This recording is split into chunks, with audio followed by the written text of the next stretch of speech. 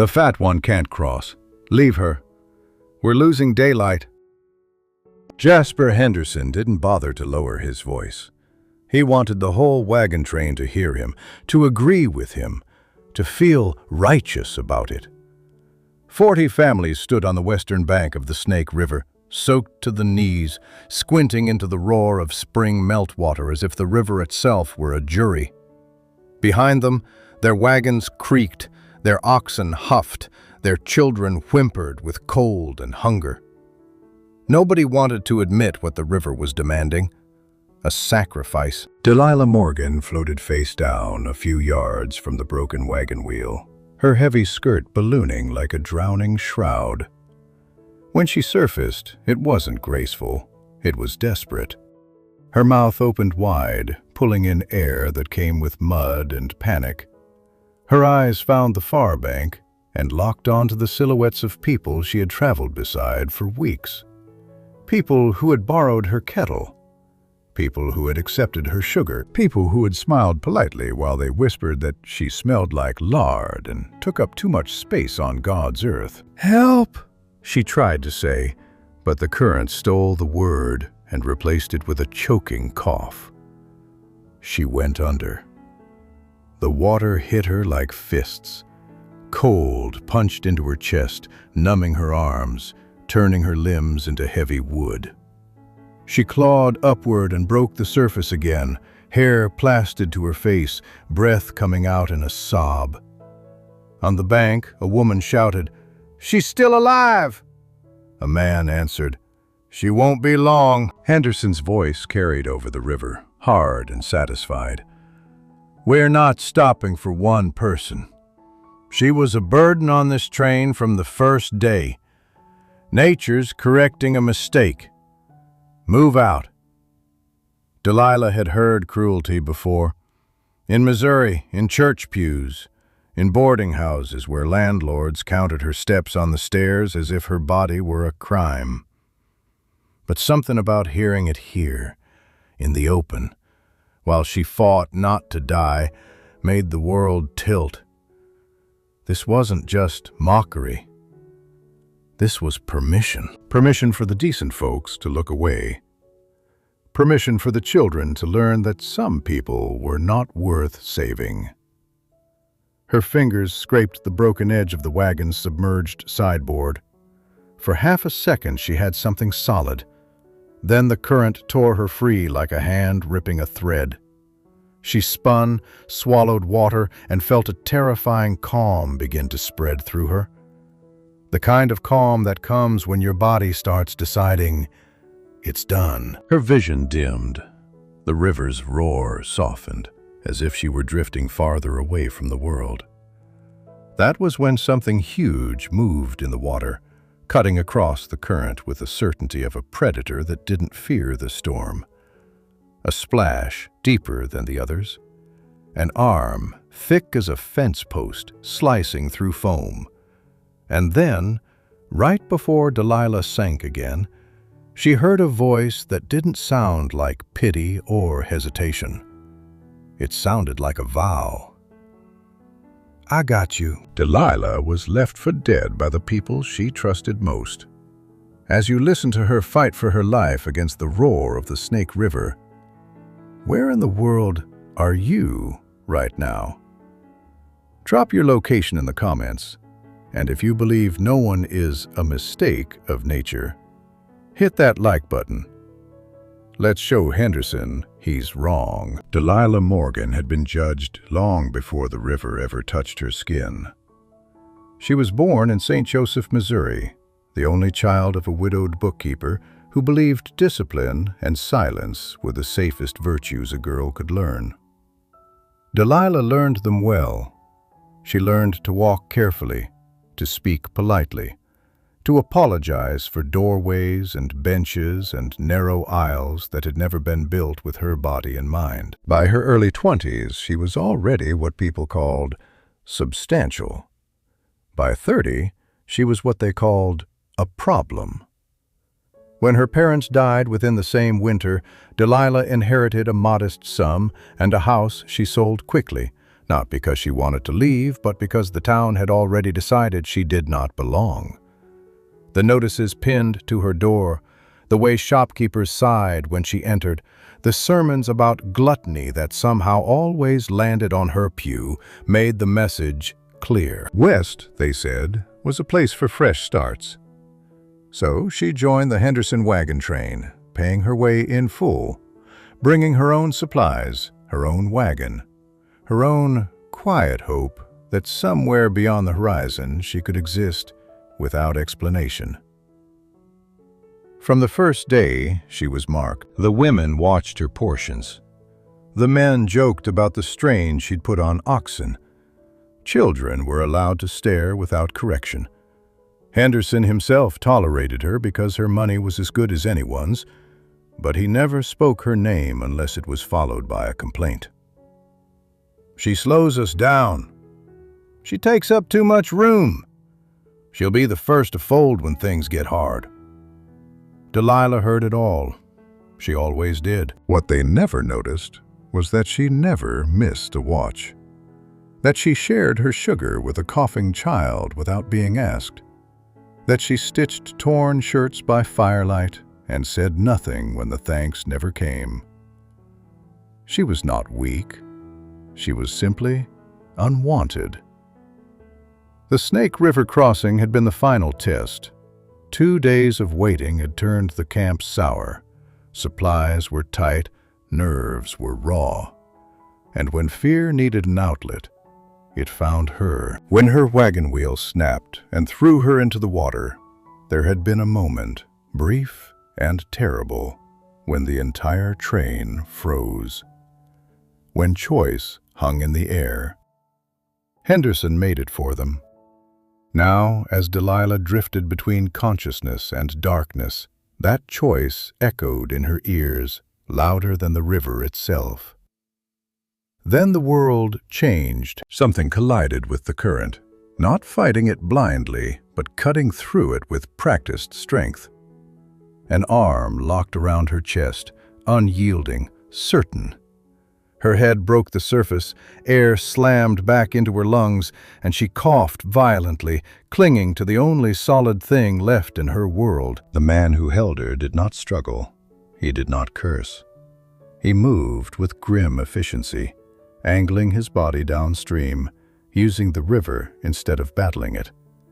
Each stroke was deliberate, powerful, as if he had measured her weight and the water's force, and found both acceptable. When they hit the eastern bank, he hauled her out of the river in one brutal, determined motion and rolled her onto her side. "Breathe," he said. "Slow." She did, retching river water onto the mud, chest burning, limbs shaking uncontrollably. When she finally lifted her head, she saw him clearly. He was enormous. Not just tall, but broad in a way that made the word solid feel insufficient. His hair was dark and long, streaked with iron gray, his beard thick and untrimmed. Buckskin clung to him, soaked through, and his forearms were corded with muscle earned the hard way. But it was his eyes that stopped her. They were steady, not pitying, not impatient, angry. Not at her, at the people across the river. He looked up as Henderson shouted from the far bank that they were moving on without her, that she was no longer their concern. The man's jaw tightened. "Bastards," he said quietly. Delilah tried to speak, to apologize out of habit, to explain that she had tried not to be trouble, but the words tangled with tears she hadn't allowed herself in years. He turned back to her and his voice softened, though it did not weaken. "You stay awake," he said. "Cold will try to take you now. Don't let it." He wrapped her in his own coat without hesitation, the heavy leather and fur swallowing her whole, and lifted her as if the river had never touched her weight at all. She clutched his sleeve, ashamed of how desperately she needed the contact. "My wagon," she whispered. Everything I own. He glanced once at the water, then back to her. Things can be replaced. You can't. That was the moment Delilah understood something profound and frightening. This man did not see her as cargo. He saw her as a person worth pulling from the river. As he carried her toward the trees and the waiting fire she had not known existed, the Henderson wagon train creaked into motion on the far bank, wheels turning, lives continuing without her. For the first time, Delilah did not follow. By the time Delilah's shaking slowed, the wagon train was nothing more than dust on the far horizon. Gideon did not watch it leave. He kept his attention on the fire, feeding it steadily, adjusting her position so the heat reached her core without scorching her skin. He worked with the calm precision of a man who had pulled people back from worse than cold water. When her teeth finally stopped chattering, he nodded once, as if confirming a calculation. He'll live, he said. But we don't linger here. Why? Delilah asked, her voice thin. Because men who abandon someone to die don't like witnesses. And because you lost more than a wagon today, you lost protection. That makes you vulnerable. The word landed harder than the river had. He handed her dry clothes from his pack, oversized but clean. Change. Slowly. I'll check the horses. She expected embarrassment. Instead, there was only relief. Gideon turned his back without ceremony, as though decency required no announcement. When she finished, he helped her stand, steadying her until her legs remembered their purpose. He did not rush her. He never rushed her. You can still turn back, he said. I can guide you toward the next settlement east. It won't be easy, but it's possible. Delilah looked toward the river, then the empty trail beyond it. Everything she had planned lay drowned in muddy water, carried away by people who had decided she was expendable. I don't want to follow people who already chose my death, she said quietly. Gideon studied her, then nodded. Then you ride with me. They left the Snake River behind before the sun reached its height. The first days were the hardest. Delilah's body ached from cold and shock, and every mile north felt like a test she had not trained for. Gideon adjusted the pace without comment, stopping when she needed water, choosing routes that spared her steep climbs even if they cost him time. He did not speak much while they traveled. When he did, it was practical. How's your breathing? Tell me when the saddle rubs. We'll rest at the next stand of cottonwood. At night, the contrast was startling. Cold air wrapped the land, but Gideon built fires that held warmth like a promise. He cooked simple meals that filled her belly without scrutiny, handed her the better blanket without explanation, and set his bedroll far enough away to give her space without making her feel isolated. You're not a burden, he said once when she apologized for slowing him down. I didn't say. You didn't have to. His voice was firm, not unkind. People who've been blamed their whole lives learn to apologize silently. I won't have that here. Something inside her loosened.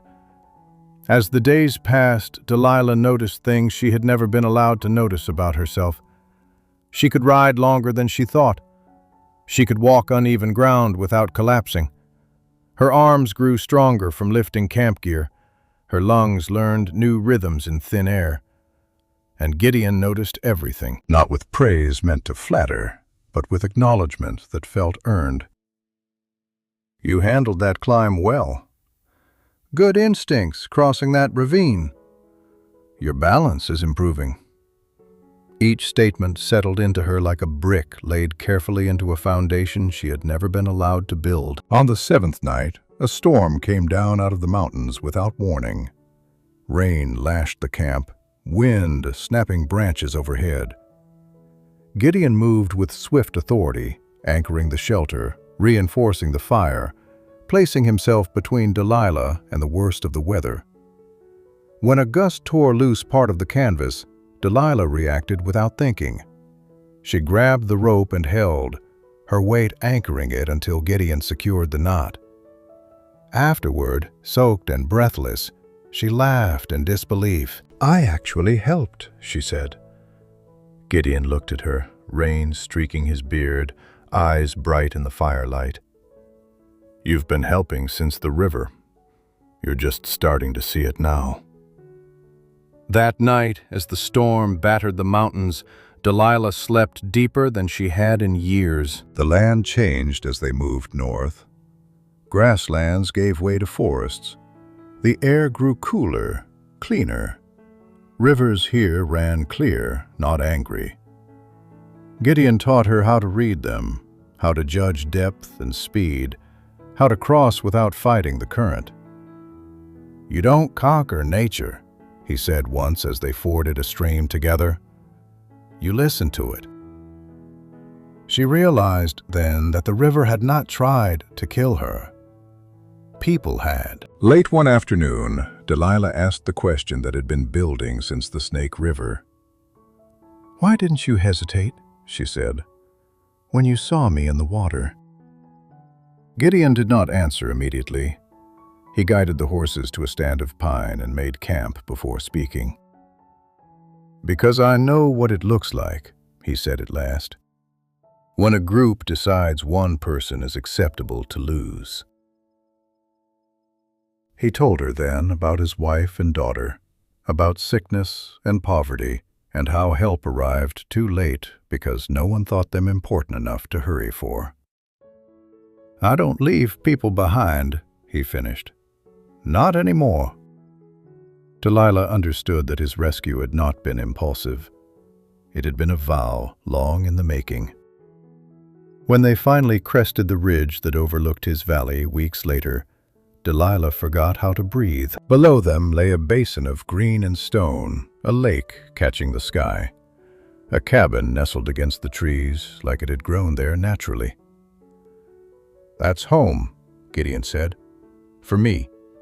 And for now, for you too." Delilah felt something unfamiliar settle into her chest.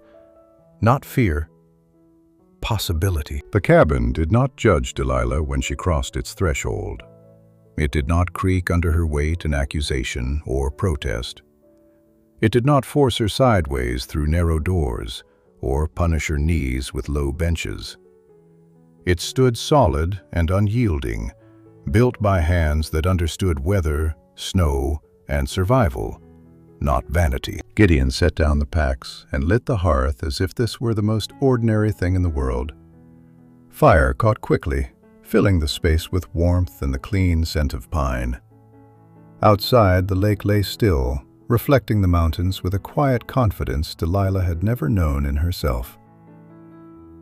"You take the room on the right," Gideon said.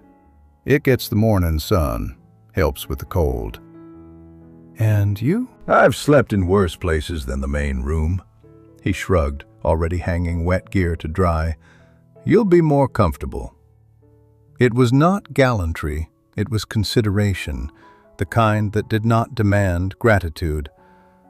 The first nights were awkward in a way Delilah had not expected, not because Gideon made her uneasy, but because nothing did. No one watched her portions. No one commented on how much space she occupied at the table. No one sighed when she needed to sit or rest. Silence, she learned, could be kind. Mornings began with routine. Gideon rose early, splitting wood, checking traps, moving through his tasks with the economy of a man who had learned to conserve energy for what mattered. Delilah cooked what she could remember from her mother's kitchen, adapting with the supplies they had. Gideon ate with clear appreciation, never rushing her, never eating before she did. "You cook like someone who pays attention," he said once. "That matters." She found herself standing straighter after that. Days filled slowly. Gideon taught her the land, how to read clouds before storms arrived, how to move through forest without announcing herself, how to lift with leverage instead of force, how to sharpen a blade properly, patiently, without hurry. When she failed, he corrected without irritation. When she succeeded, he noticed. "You're learning fast," he said, handing her a rifle one afternoon. "Steady hands. Good eye." The recoil startled her on the first shot. By the third, she hit the target. By the fifth, she smiled. "I didn't think I could do this," she admitted. "You were told you couldn't," Gideon replied. "That's not the same thing." At night, they sat by the fire. Sometimes Gideon read aloud from one of his books, his deep voice carrying words Delilah had never been allowed to enjoy. Sometimes they spoke of small things, weather, food, the way the mountains changed color at dusk. Sometimes they said nothing at all.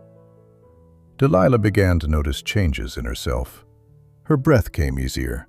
Her legs felt stronger. Her sleep deepened.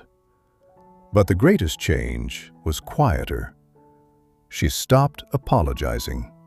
When she dropped a pan, she picked it up without shame. When she needed rest, she took it without explanation. When she laughed, it came unguarded, surprising even her. One evening, as snow brushed the windows and the fire burned low, Gideon said, "You know you don't have to leave." She looked at him, heart tightening. "I told you I would eventually. Oregon or California." "That was before," he said gently. "Before the river. Before you were left to die." He met her eyes steadily. "I won't decide for you. I never would. But if you choose to stay, you won't be a guest here. You'll be a partner." The words settled between them, heavy and warm. Delilah realized then that for the first time in her life, she was not being tolerated.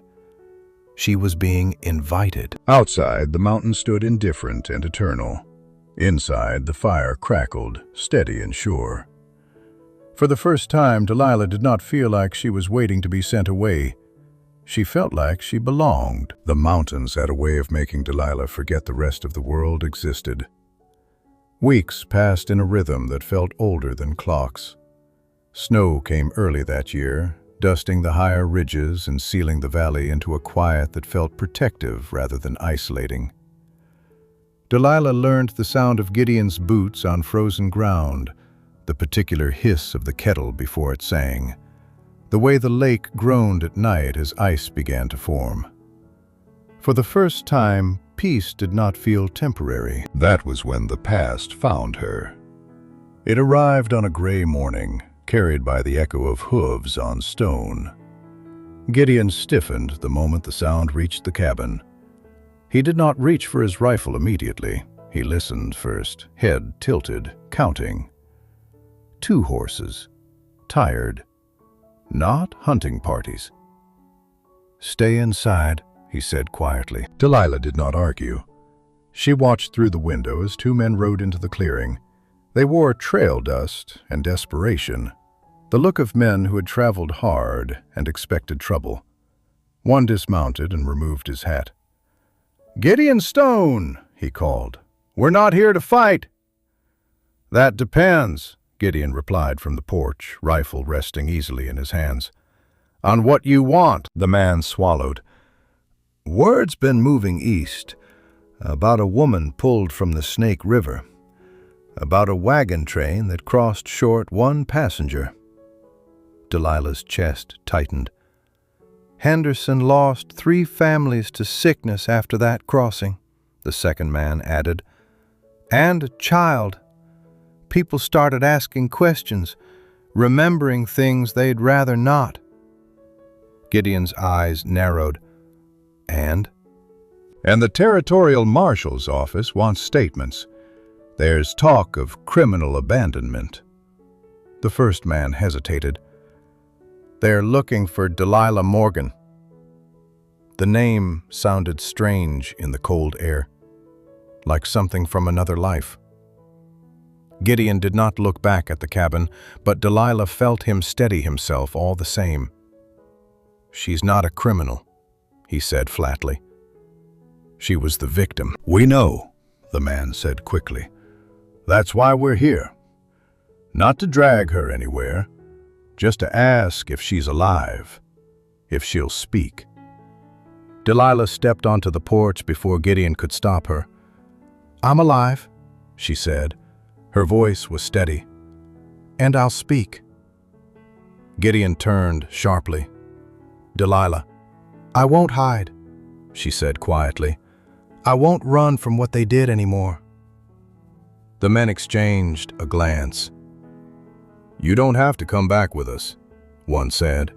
"Statement can be taken at the fort come spring." Gideon studied them for a long moment, then lowered his rifle.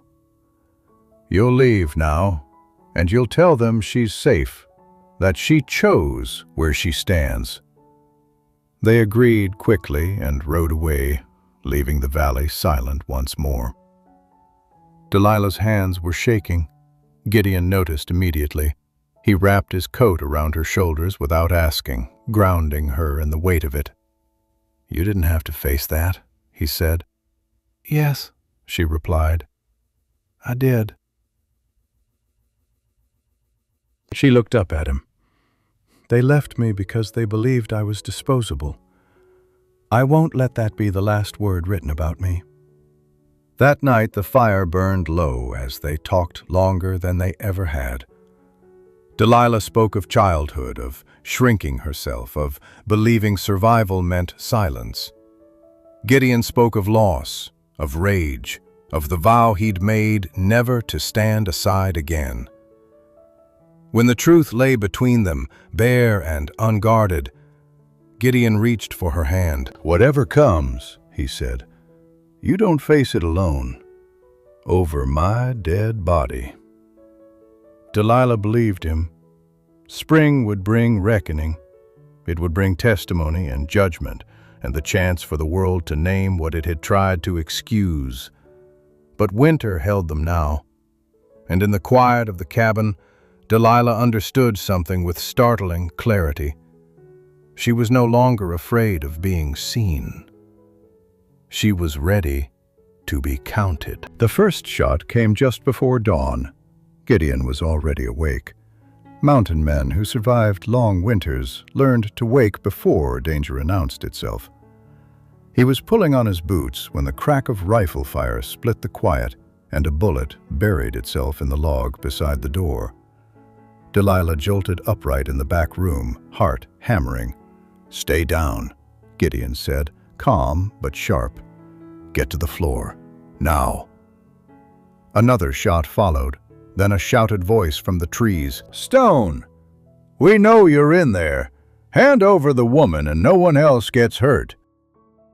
Delilah felt the old instinct surge, the one that told her to shrink, to surrender, to trade herself for safety.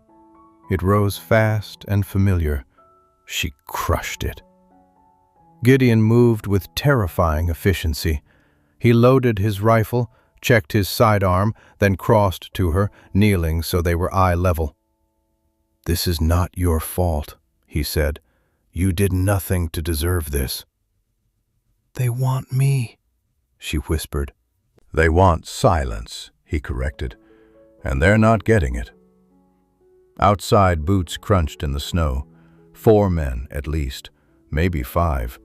The kind who believed fear was a substitute for law. "Henderson paid good money to make this problem disappear," another voice called. "We don't care about the rest. Just send her out." Gideon's jaw tightened.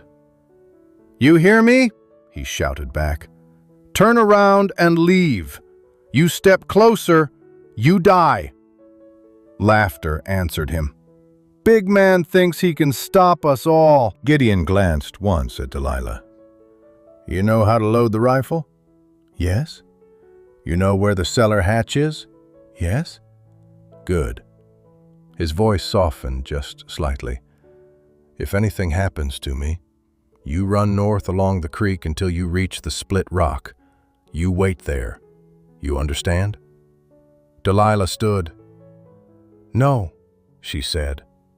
He stilled. "Delilah." "I will not be hidden again," she said, her voice shaking but strong. "I will not be traded for peace or silence. I will not be the thing men decide is easier to erase." She lifted the rifle he had taught her to use, hands steady despite the fear roaring in her chest. "I stay." For a heartbeat, Gideon only looked at her. Then something fierce and proud crossed his face. "All right," he said. "Then you stand behind me." The men rushed the cabin thinking numbers would decide the matter. They were wrong. Gideon fired first, dropping one attacker before he cleared the tree line. Another shot rang out from the opposite side, splintering wood. Delilah ducked, moved exactly as Gideon had taught her, reloaded with practiced hands. When a shadow broke toward the side window, Delilah did not scream. She aimed. The man went down with a howl, clutching his leg. The remaining attackers hesitated then. They had expected a helpless woman and a single mountain man. They had found something else entirely. "This isn't worth it," one shouted. "No," Gideon agreed coldly. "It never was." Silence fell heavy and absolute. The survivors fled, dragging their wounded, fear finally stronger than greed. When it was over, Gideon barred the door and turned to Delilah. For a long moment, neither spoke. Then he crossed the room and pulled her into his chest, holding her like something precious and unbreakable. "You were incredible," he said quietly. "So were you," she replied, voice thick with emotion. Outside, the mountains stood unmoved, as they always had. Inside the cabin, something fundamental had changed. The world had come for Delilah Morgan and been turned away. Not because she was hidden, but because she stood her ground. Spring arrived quietly, the way real change often does. The snow retreated from the lower slopes first, revealing dark earth and new grass that smelled sharp and alive. The lake shed its ice with low, echoing cracks, and the valley breathed again. With the thaw came messengers from the outside world, not with threats this time, but with law. 2 weeks after the attack, a small detachment rode in from the fort. They carried warrants bearing official seals and the careful politeness of men who understood they were stepping into someone else's territory. Henderson had been arrested, not only for abandoning Delilah Morgan at the Snake River, but for hiring men to silence her afterward. When fear had not erased her, money had tried. The law named it what it was at last: criminal abandonment and conspiracy. Delilah listened as the officer read the charges aloud. She felt no triumph, no satisfaction, only a steady sense of rightness. "He wanted me gone because I survived," she said quietly. "Because my living reminded him of what he chose." The officer nodded. "You'll be asked to give formal testimony when the road's clear." Gideon watched her closely. "Only if you want to." She did not hesitate. "I will." The days that followed were filled with preparation. Gideon showed her the route to the fort, where the trail narrowed, where the creek could be crossed safely. They practiced together, not because he doubted her, but because partnership meant readiness. One evening, as they sat by the fire with the windows open to spring air, Delilah spoke the truth she had been circling for weeks. "I don't want to leave after this," she said. "Not to start over somewhere else. Not to disappear into another town where I have to prove myself again." Gideon's eyes searched her face. "And what do you want?" She met his gaze fully, without apology. "I want to build here. I want this life. I want you." He exhaled slowly, as if setting down a weight he had been carrying alone. "Then stay. Stay for good." He took her hands, rough palms warm and steady. "Marry me, Delilah. Not because I saved you, not because the world tried to break you, but because I choose you, and I want you to choose me." Tears came, but they were not born of fear this time. "Yes," she said, "I choose you." They were married by the lake when the wildflowers returned, with mountains as witnesses and the fire crackling nearby. There was no audience that judged, no crowd that whispered, only people who mattered and a place that held them without condition. When Delilah later stood at the fort and spoke her truth, she did not tremble. She named what had been done to her. She named who had chosen convenience over humanity. And the law, slow and imperfect, finally listened. When she returned to the valley, Gideon was waiting, fire already lit, door open. "You're home," he said simply. And she was. Delilah Morgan had been left to drown because the world believed she was expendable. Now the world would remember her for something else entirely. For standing. For surviving.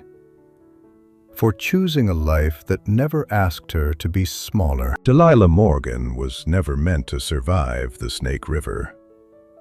That was the truth the wagon train had agreed upon without speaking. It was easier to lose one woman than to carry the weight of their own fear and cruelty.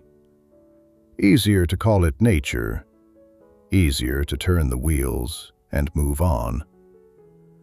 But rivers do not decide who is worthy. People do. And Delilah learned, slowly and painfully, that worth does not come from being chosen by a crowd.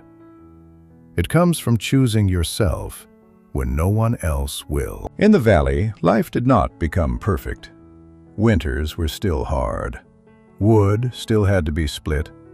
Fear still visited sometimes, quietly in the night. But Delilah no longer mistook fear for truth.